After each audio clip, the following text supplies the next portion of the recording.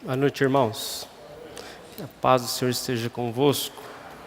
Vamos aprender, vamos meditar. O grande propósito de Deus. Você sabe qual é o grande propósito de Deus? Muitas vezes nós questionamos, né? Qual o propósito de Deus na minha vida? Qual é o grande propósito de Deus? O maior propósito de Deus é a igreja. A igreja é o grande propósito de Deus. Abra sua Bíblia no livro de Hebreus, no capítulo 10, no verso 5. Pelo que ao entrar no mundo diz: sacrifício e oferta não quiseste, mas corpo me preparaste. Amém? Então veja, sacrifício, pelo que ao entrar no mundo, ao habitar no mundo, o Filho disse: sacrifício e ofertas Deus não quis, mas me preparou um corpo. Preparou um corpo. Por que preparou um corpo? Então, para a gente que entenda, a justiça de Deus não permite que um espírito ocupe um corpo que não esteja autorizado. Então, um corpo, quando um espírito ocupa um corpo, ele não está autorizado a ocupar aquele corpo, isso é uma injustiça. Então nós vamos em Gênesis, no capítulo 3 do livro de Gênesis, quando nós vemos Satanás incorporar numa serpente, usar uma serpente, usar um animal. Porque ali haviam dois corpos espirituais, o homem e a mulher. E o Satanás, ele incorporou num animal para manifestar ao homem. Então ele usou a cobra, a serpente, para poder falar, entrar em contato com o homem e a mulher. Naquele ato, o Espírito de Deus, o Espírito do Filho de Deus, o Espírito Santo, não puderam fazer nada, porque não tinha um corpo para que eles pudessem manifestar naquele momento. Então, esperou-se o tempo, até que chegou o momento do Filho de Deus ter um corpo preparado para que ele manifestasse. O Espírito do Filho. Foi quando o Espírito Santo, ele manifesta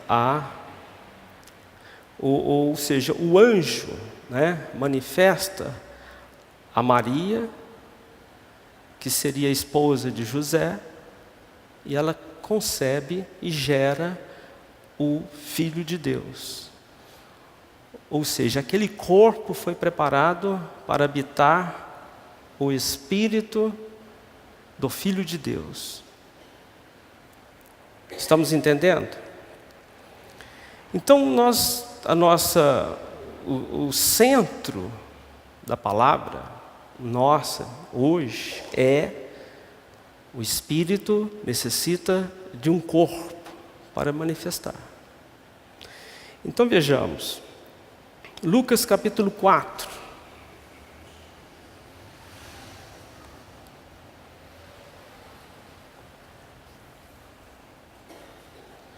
No Evangelho de Lucas, no capítulo 4, no verso 18,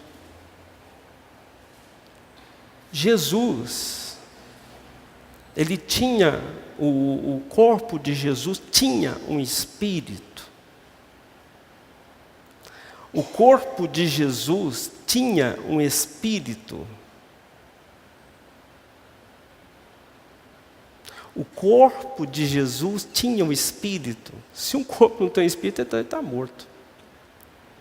O corpo de Jesus tinha um espírito.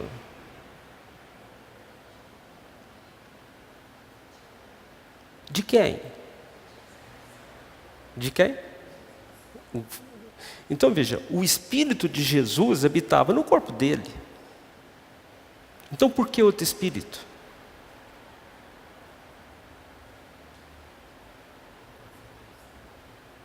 Por quê? Se ele era o Filho de Deus. Então no verso 18, o Espírito do Senhor está sobre mim, pelo que me ungiu para evangelizar aos pobres. Enviou-me para apregoar liberdade aos cativos, dar vista aos cegos, pôr em liberdade os oprimidos e anunciar o ano aceitável do Senhor. Ali estava o corpo do Filho de Deus e o Espírito do Filho de Deus naquele corpo chamado Jesus. E o Espírito Santo veio sobre ele. Então ali estava o Filho de Deus com o seu Espírito, o seu corpo e o Espírito Santo sobre ele. Para quê? Então ele tinha um propósito. Ele veio sobre Jesus e ungiu Jesus para evangelizar aos pobres, enviou para pregoar liberdade aos cativos do diabo, presos pelo diabo, dar vista aos cegos, visão espiritual, e pôr em liberdade os oprimidos do diabo, tudo é espiritual. E anunciar o ano aceitável do Senhor. Então veja, aqui é muito importante para que a gente compreenda o propósito de Deus na vida de Jesus. Porque se você começa a entender o grande propósito de Deus. Então, antes de Cristo, antes de Jesus ou Cristo, Deus não pode se manifestar dessa forma. Então, em Hebreus, ele fala, as ofertas de sacrifício, ele não era o que Deus queria. Por quê? Ofertas de animais. Então elas nada valiam, não resolvia problema de ninguém. Era apenas uma figura do que Cristo ia fazer. Agora em João, no Evangelho de João, no capítulo 14,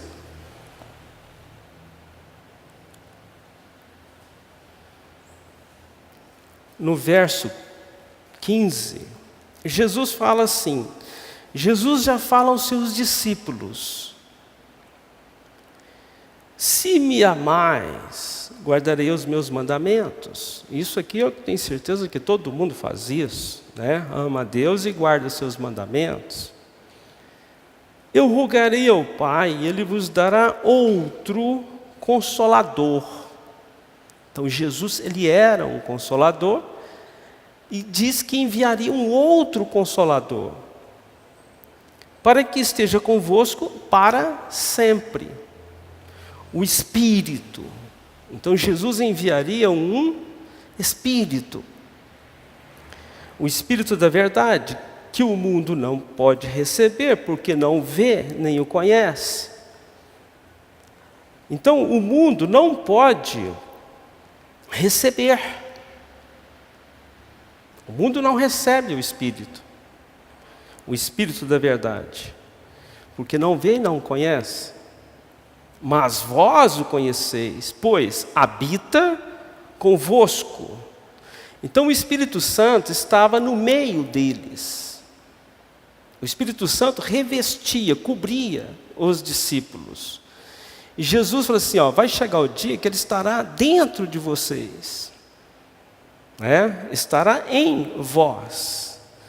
Então, nos dias de Jesus, Ele tinha o Espírito do Filho de Deus habitando naquele corpo e o revestimento do Espírito Santo, o revestimento de poder. Então, os discípulos tinham, mas havia uma promessa que chegaria o dia que aquele Espírito estaria dentro, habitando com dentro do homem. Então veja, ele continua: não vos deixarei órfãos. Então quem é o órfão? É aquele que não tem pai. O órfão é quem não tem pai. Ele diz: não deixarei órfão. Virei para vós, ainda um pouco e o mundo não me verá, mas vós me vereis, porque eu vivo, vós também vivereis. Então o que Jesus fala? Não vos deixarei sem pai.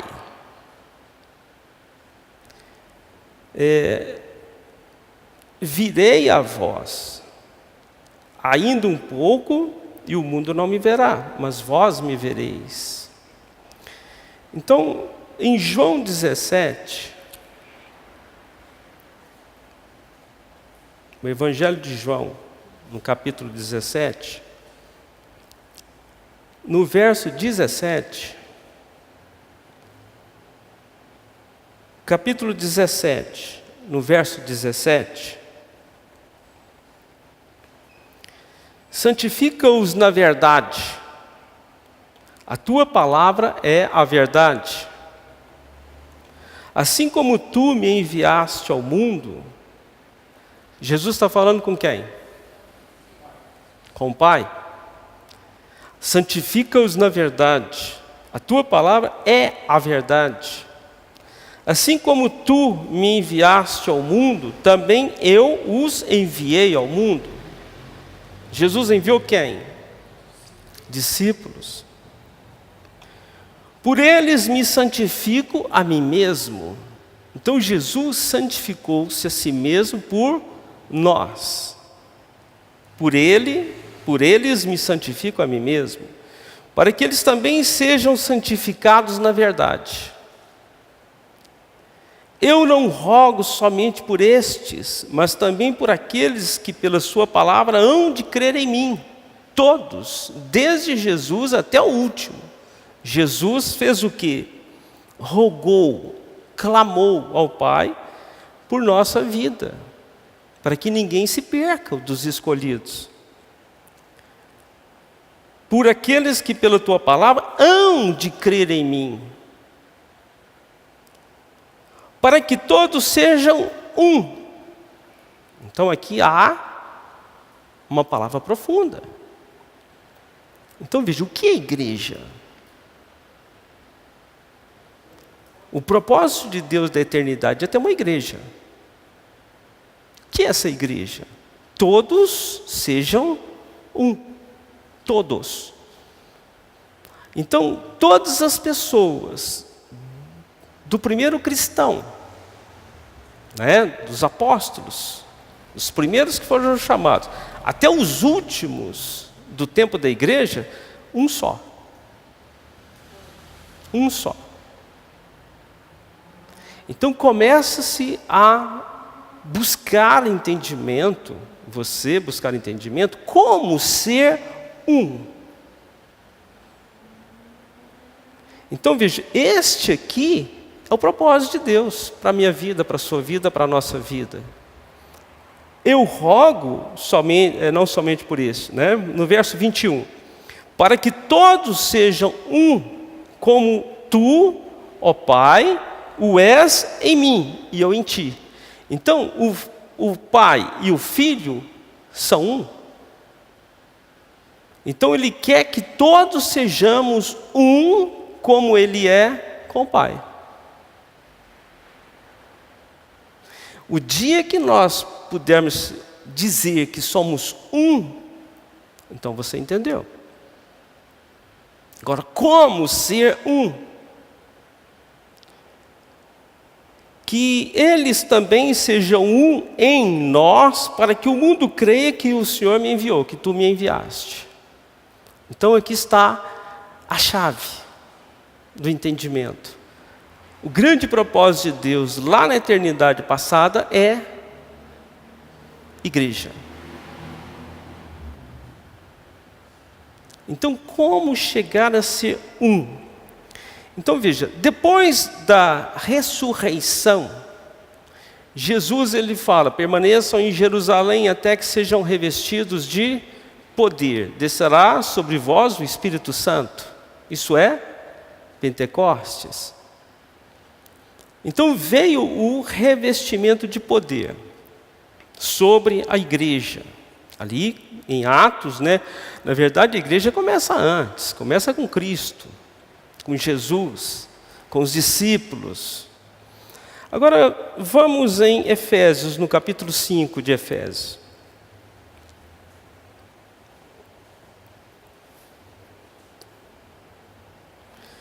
Aqui nós vamos buscar entendimento para a igreja.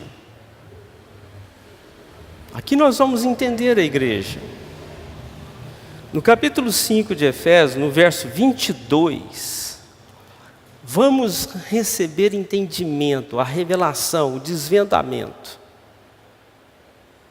Veja, vós mulheres, submetei-vos a vossos maridos como ao Senhor. Então começa aqui, ó. Você mulher, casada, submete ao teu marido.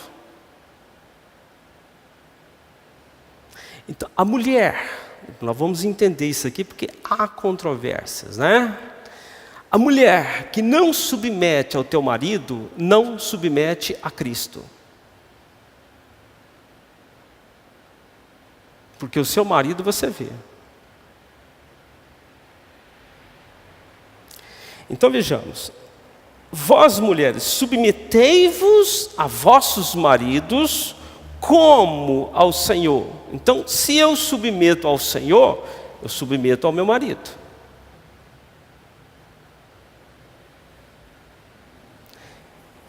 Continuando. Pois o marido é o cabeça da mulher, como também Cristo é o cabeça da igreja, sendo Ele próprio o seu Salvador. De sorte que, assim como a igreja está sujeita a Cristo, isso foi a palavra que Deus deu para nós no ano de 2013, né? De sorte que, assim como a igreja está sujeita a Cristo, assim também as mulheres o sejam em tudo a seus maridos. Agora veja, por que há uma grande dificuldade de união dentro da igreja? Começa por insubmissão, desobediência. Às vezes você, como autoridade espiritual, dá uma ordem e não é acatado, é insubmisso, é insubordinado. Então, por que Paulo fala, começa dentro da casa?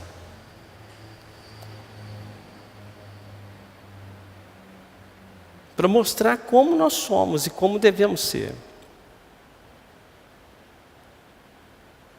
Se eu digo que amo a Deus e não amo o irmão, eu sou mentiroso. Se eu digo que eu sujeito a Cristo, não sujeito ao marido, eu sou mentiroso. Então, mulheres, submetei aos seus maridos. Então, veja, os futuros maridos e esposas, né, os jovens, aprendam com a palavra.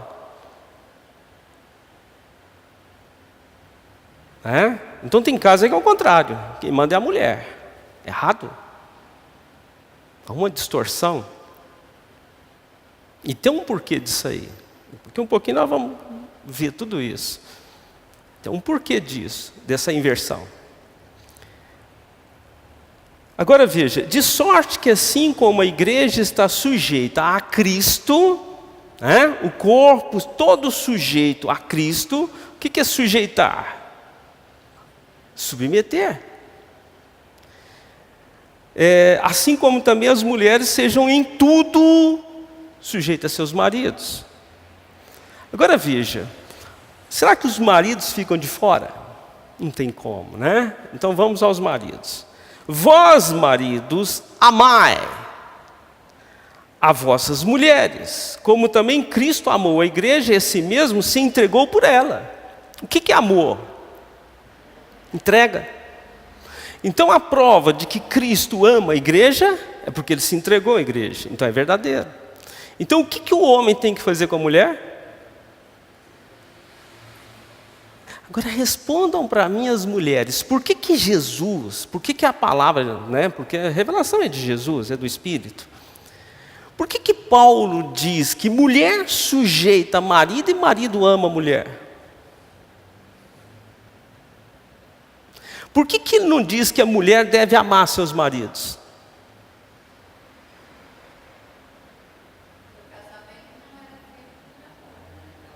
Não, mas que é isso?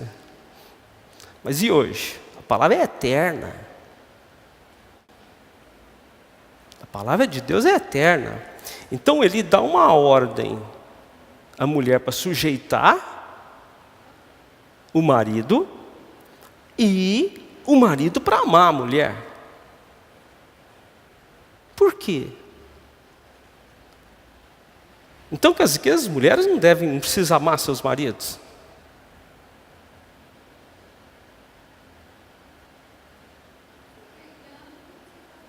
Não precisa amar. Para quê?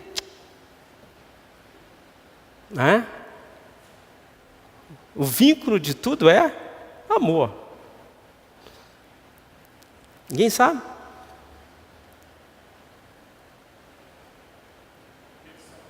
Oi? Bom, toda união de carne fica um. Todo homem que se junta à mulher na carne já é um com ela. Não precisa amar, né?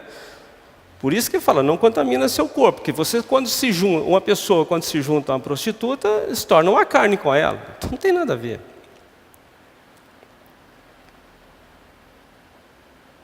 Então veja, a mulher é muita emoção, é muito sentimento. O homem é razão. Então Deus manda que o homem ame. Quer dizer, ele se dedique a ela com esse sentimento. E a mulher submeta, porque ela já ama. O sentimento da mulher para com o homem é diferente. Isso é igreja, não é mundo. Paulo fala a igreja em Éfeso. Ele não está falando para o mundo, ele está falando para a igreja. Isso é uma correção para a igreja. Esse é o caminho para que eu possa entender o que é Cristo e igreja.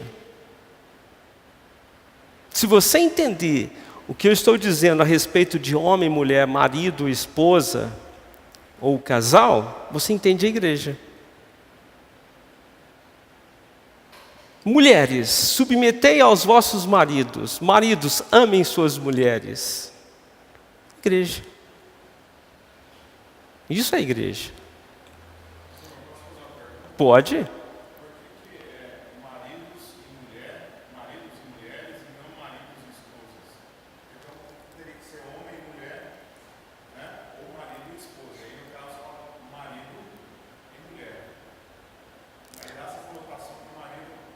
Ele está falando, não tá, mas é única. É única, eu entendo você. Marido é o cabeça da sua mulher. Subentende que ela é sua esposa. A mulher é a esposa do homem. É um só. Por quê? A pergunta é interessante. Porque quando o homem se junta numa cópula com uma mulher, um corpo. Junta várias, prostituição. Então ele é um com a sua mulher, a sua esposa. Marido, a sua mulher, só tem um. Ok? Só tem uma mulher para um marido. Ela é sua esposa. Entende? Então para o marido, ele tem a sua mulher que é a sua esposa.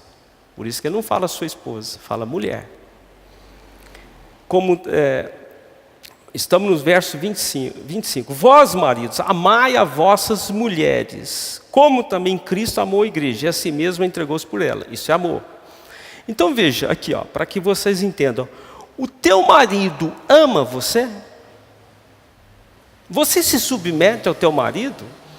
Então, quando você entender essa situação, você vai entender a igreja.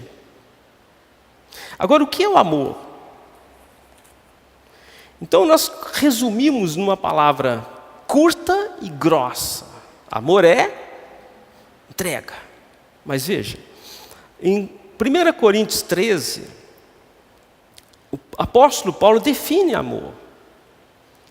Então, o amor, no verso 4 de 1 Coríntios 13, o amor é paciente. Então, o amor, quando eu tenho amor, eu tenho tudo isto. Não é que eu tenho uma parte, não, eu sou paciente, mas eu tenho paciência, mas o resto eu não tenho. Então você não ama. Você tem que ter tudo, você tem que ter um conjunto. Amor é este conjunto. Então o amor é paciente. Todo mundo sabe o que é paciência, né? O que é paciência? O que é ser paciente? Então veja, a paciência é você ter uma duração longa para irar, para manifestar um sentimento contrário. Irar, né? Brigar, xingar. Então, irar. Então, demora.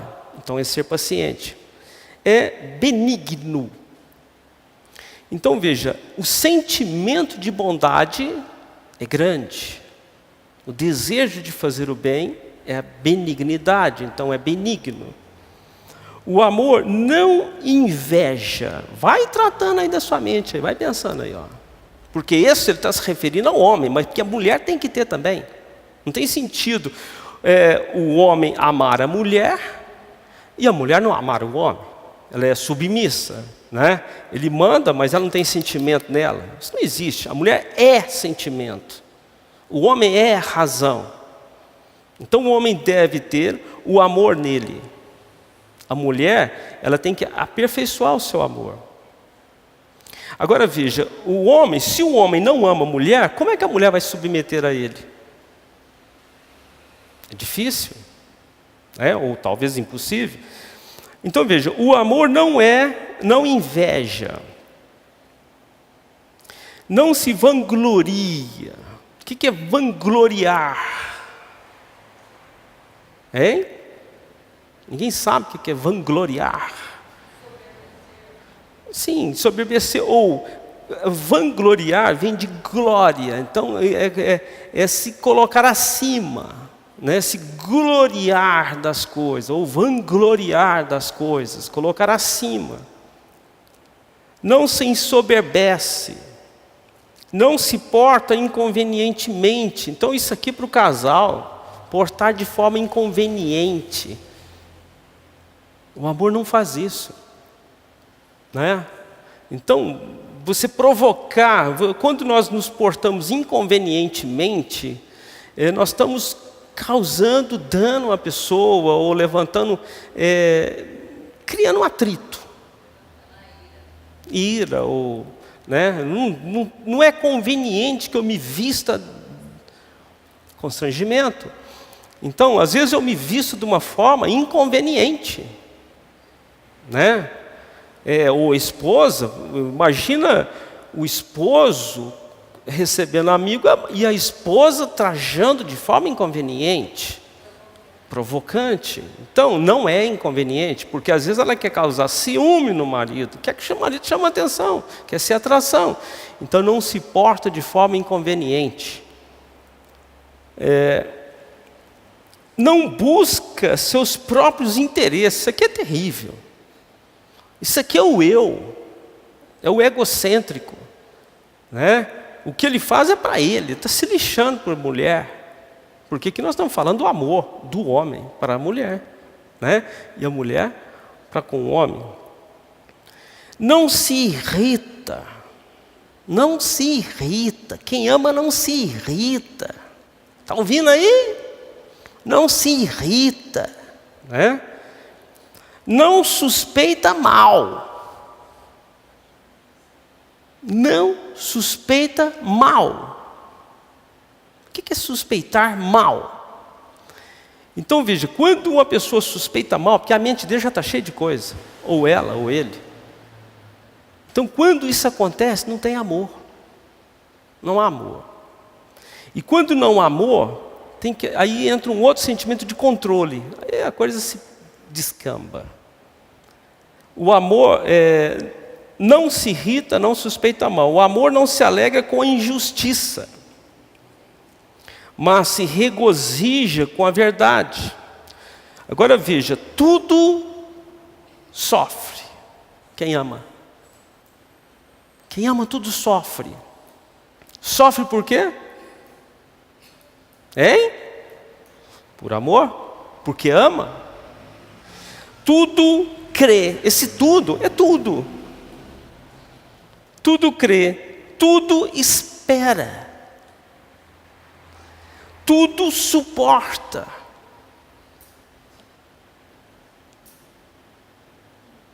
Então veja, qual o nível do nosso amor? Então, olha, nós, solteiros, estamos numa situação muito privilegiada, porque ainda não casamos. Vamos dizer assim, ainda temos uma chance, temos o conhecimento da palavra e podemos ser diferentes, santos. Mas e vocês casados que já não têm mais a oportunidade de opção? Então veja, tudo suporta, tudo crê. Então, para Deus, tudo é possível. Então, se você, mulher, ama o seu marido, Deus transforma por sua causa. Por você ele muda. Agora, qual é o sentimento que você tem dentro de você para com o seu marido? Rejeição? Aí não tem jeito. Tolerância? Então você está suportando. Aí não tem jeito. Mas se o sentimento dentro de você muda, então veja, muitas vezes o pastor, a pastora, intercede pelos outros, mas não pelo seu esposo ou sua esposa. Porque já existe um conflito que não deveria. Por isso é que esse caso, ele não é simples de você tratar. Porque Paulo fala daqueles que estão no corpo, na igreja, o marido e sua mulher.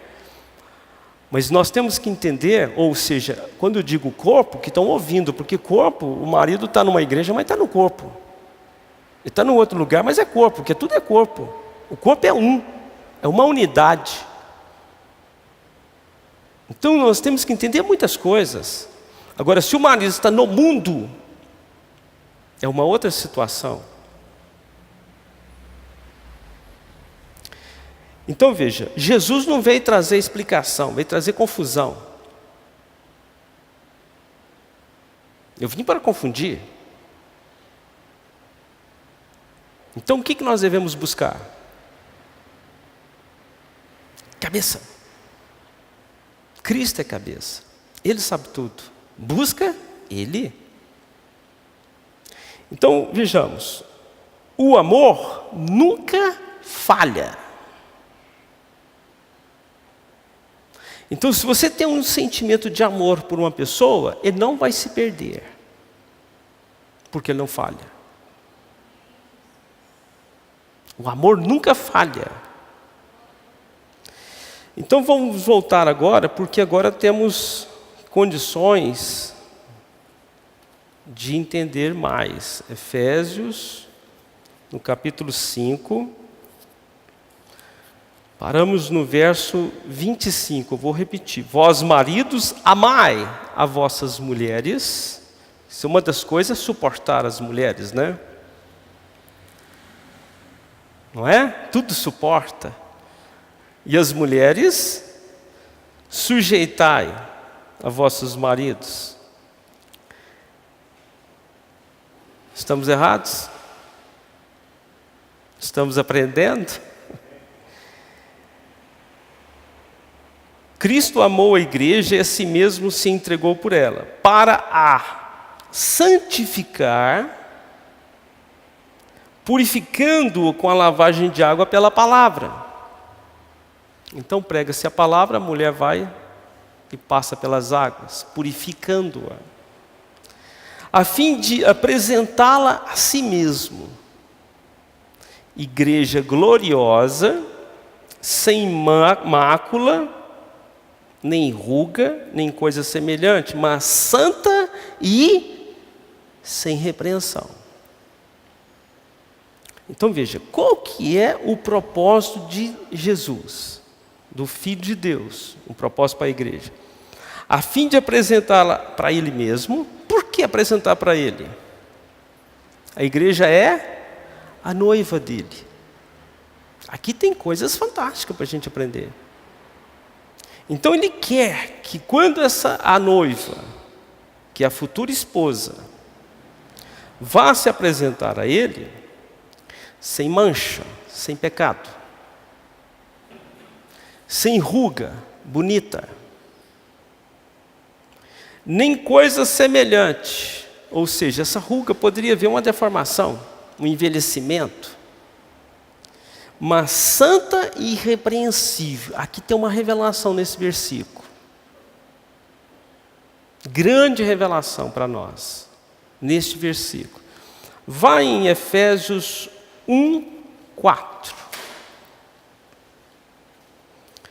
Então aqui em 4, Paulo fala assim: pois nos elegeu nele antes da fundação do mundo para sermos santos e irrepreensíveis diante dele em amor. A igreja é santa e irrepreensível. Então, para que Deus nos escolheu antes da fundação do mundo? Para sermos um com Ele.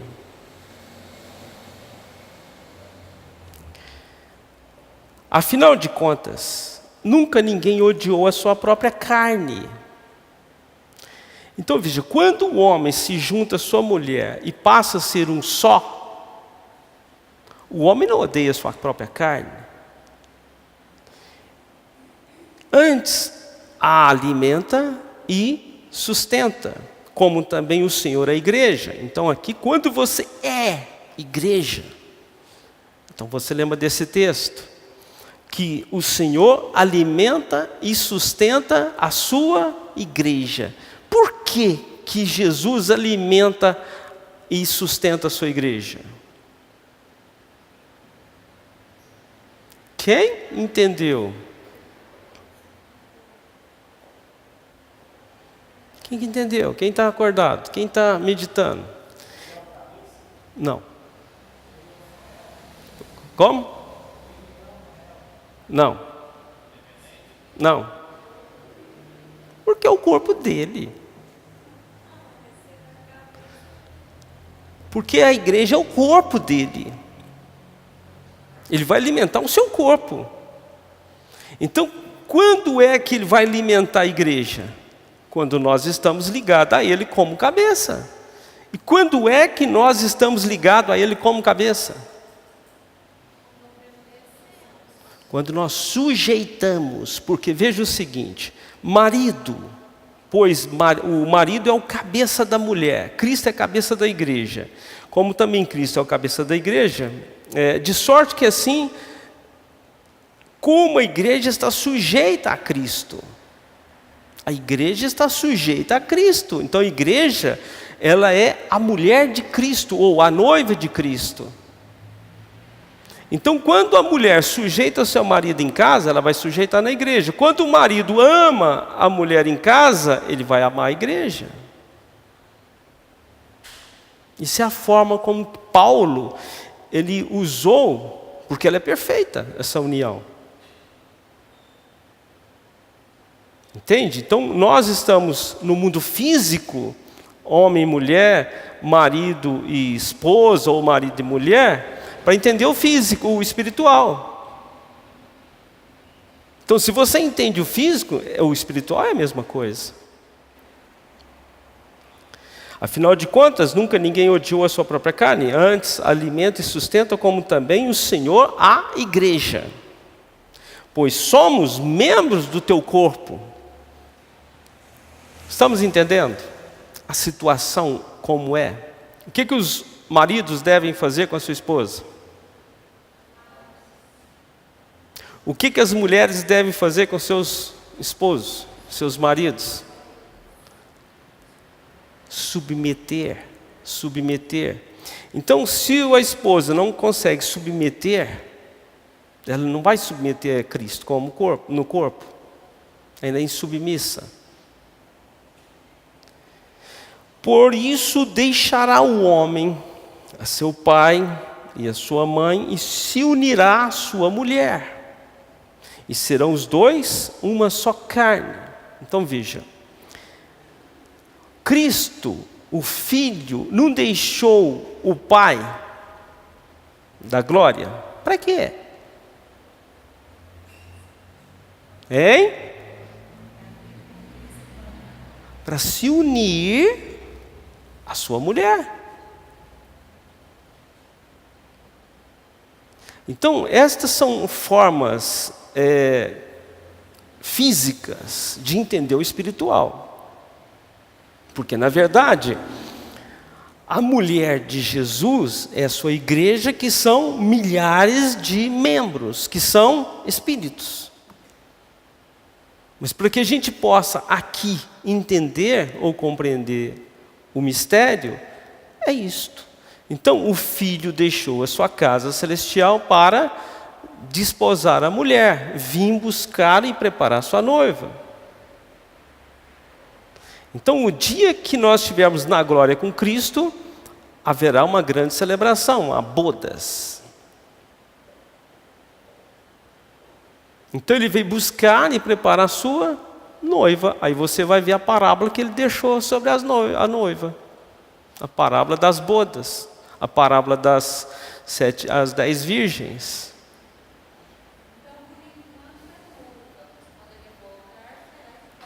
Na verdade, tudo numa coisa só. Nós já somos tudo. Entende? Então vai haver o ato consumado na glória. Mas hoje Ele está preparando nós para estarmos unidos. Mas se nós não estivermos unidos agora, não é no futuro que vai estar. Então, se essa união não acontecer agora de membro com cabeça, acabou. É aqui que nós temos que aprender. É hoje. Porque senão não entra na glória. Então vejamos. Por isso deixará o homem a seu pai e a sua mãe, e se unirá à sua mulher, e serão os dois uma só carne. Então veja, por isso que Jesus disse, eu vim trazer guerra, eu vim trazer confusão, por causa disto aqui. Então o homem, Cristo, o Filho de Deus, deixou a sua casa paterna, para vir na terra fazer o quê?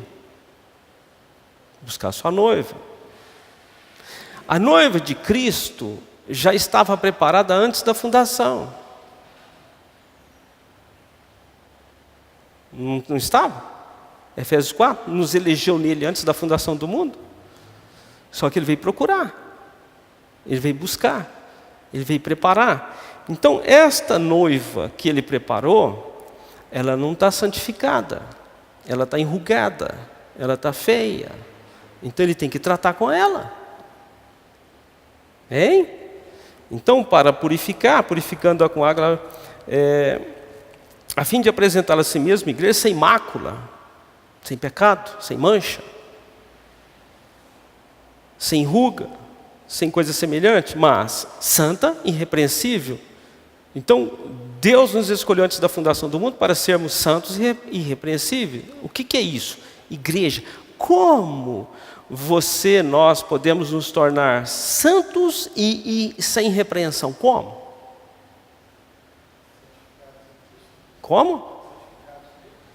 Então veja, o que Jesus faz? Ele pega nós e liga à cabeça. A partir do momento que você é dirigido, governado por cabeça, você tem tudo que Cristo tem. Cristo é santo, então você também é.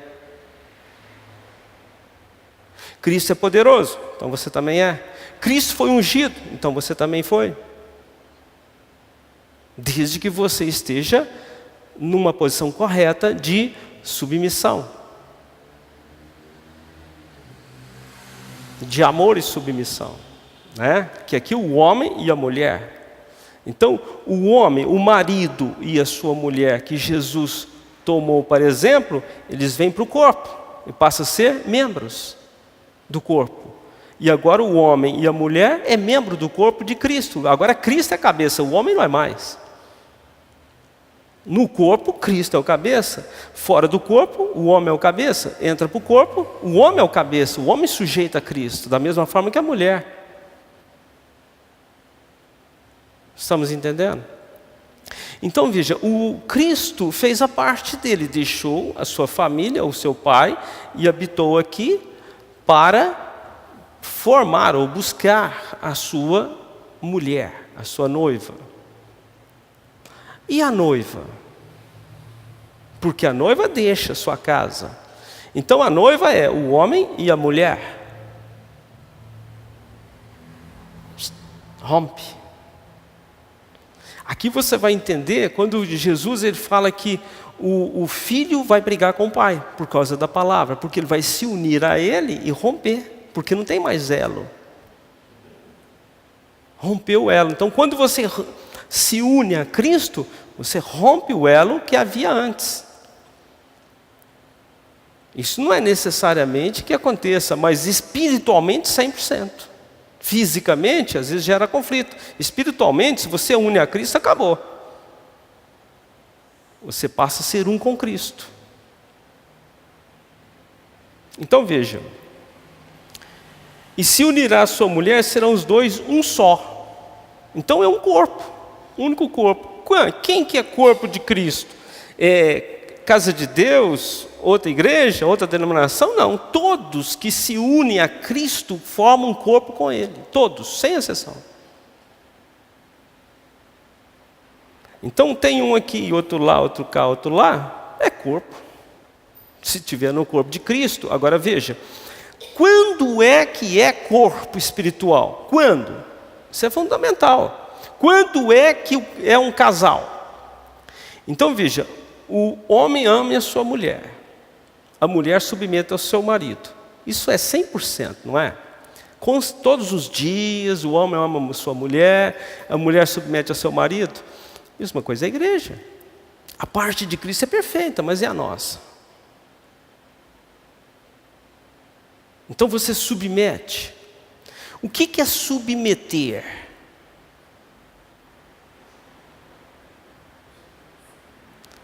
Então veja, submeter é nos colocar numa condição de não fazer nada que Ele nos mande fazer.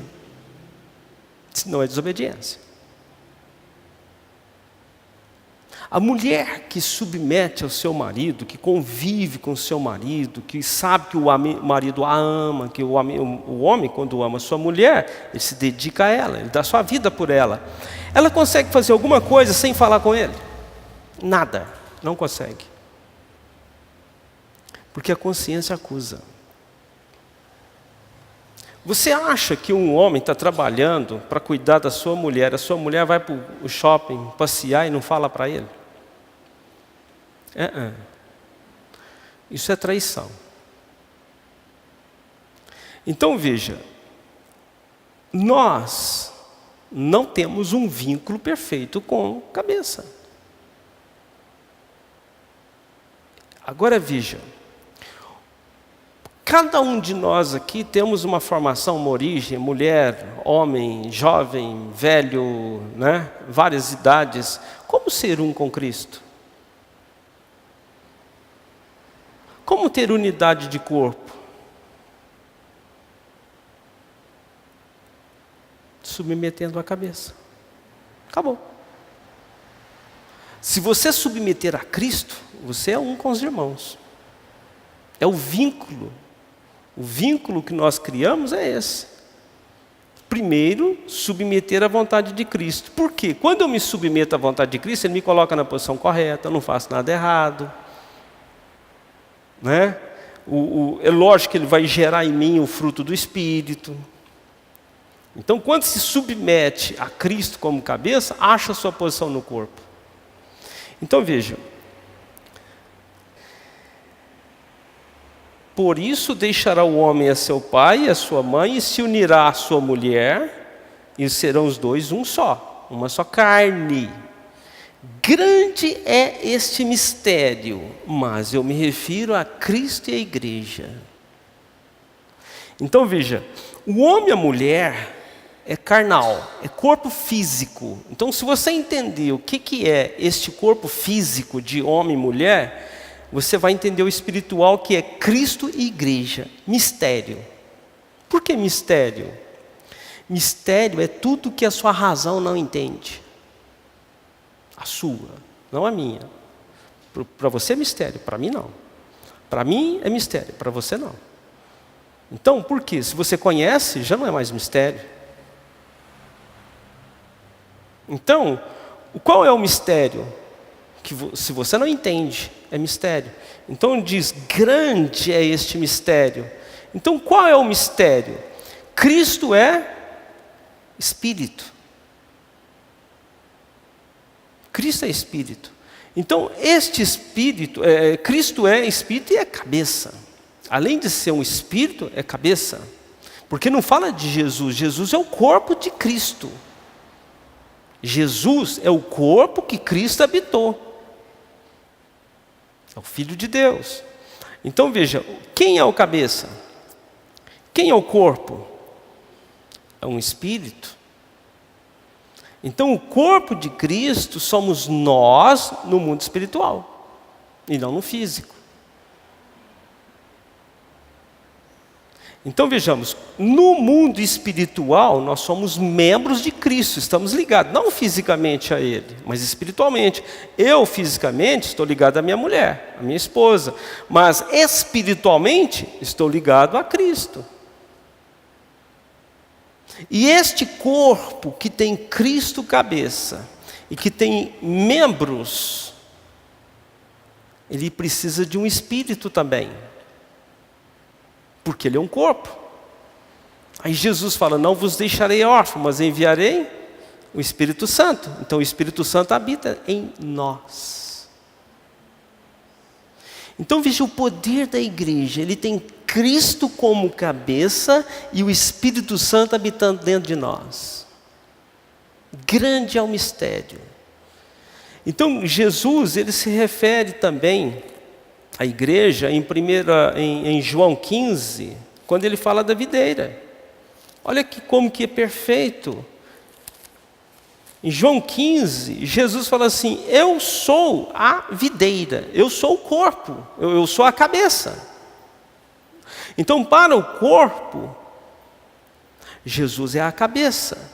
Na videira, ele é a videira. No corpo, nós somos os membros. Na videira, nós somos ramos. No corpo, o Espírito Santo flui em nós. Na videira, o Espírito Santo é a seiva. No corpo, Deus cobre todas as coisas. Na videira, Ele é o agricultor. Perfeito. Então veja, qual que é o propósito? Jesus ele fala assim, Pai, eu oro para que ele seja um comigo. A videira, o corpo espiritual, assim como o filho é com o Pai. Então na videira você vê o Pai, o Filho, o Espírito Santo e a igreja. No corpo você vê o Pai, o Filho, o Espírito Santo e a igreja. Todos um.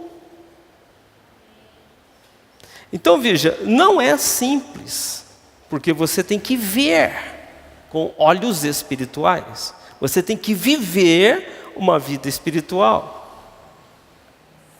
Então, quando nós nos colocamos na posição correta, há um fluir.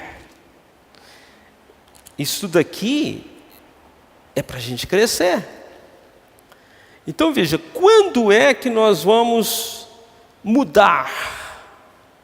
Se hoje eu tenho a palavra, se eu entendo a palavra, se foi iluminado o meu entendimento. Quando? Quando você passa a ter atitudes. Então, tanto Deus como o diabo, ele vê nossas atitudes. Hoje aconteceu um fato interessante comigo, uma experiência única, até hoje. A gente ora, a gente pede a Deus, oro para que sejam iluminados os olhos do vosso entendimento, para que seja aberto a nossa visão espiritual. Né? Hoje na minha oração, um demônio estava atrás de mim, grandão, forte, horroroso. Então são coisas que você tem que abrir o seu entendimento espiritual, porque tem gente que acha que ali não entra demônio. Está achando que está orando, não tem demônio ali dentro. Posso falar que está cheio. Vamos raciocinar um pouco. Demônio é onipresente? Onisciente? Como é que eles ficam sabendo das coisas? Hein? Palavra, estou orando, ele está ouvindo. Está vendo tudo que está acontecendo no mundo espiritual. Estou orando, estou liberando poder aqui, liberando poder ali. Eu sou ameaça. Agora, quando você tem a consciência do que você é e faz, você é ameaça. Você é uma ameaça. Quando você joga a palavra para fora, igual papagaio, você não é ameaça para ninguém. Você é chacota. Demônios riem.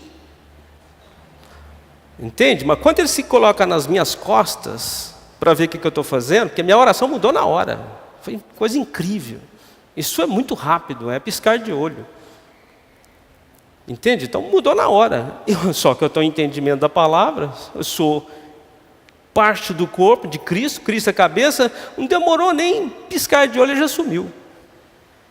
E voltei a interceder, porque eu estava intercedendo, e é coisa grande, entende? É coisa para explodir mesmo, e o diabo não quer.